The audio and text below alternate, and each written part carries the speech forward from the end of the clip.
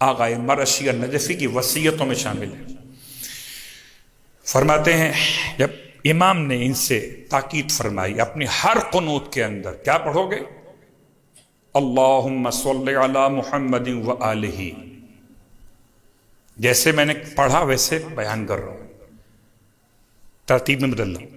اللہم صلی علی محمد و آلہ محمد پڑھ سکتے ہیں، لیکن نہیں، اللہم صلی علی محمد و آلہ۔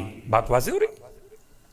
اب اگلا جملہ، اللہم انی اسألک بحق فاطمۃ و ابیہا و بعلہا و بنیہا والسر المستودع فیہا ان تصلی علی محمد و آل محمد وان تفعل بی ما انت اہلو ولا تفعل بی ما انا اہلو۔ امام فرماتے ہیں مرشی النجفی سے کہ اپنی ہر قنوت کی دعا میں اس کو لازماً تاکیداً پڑھا کرو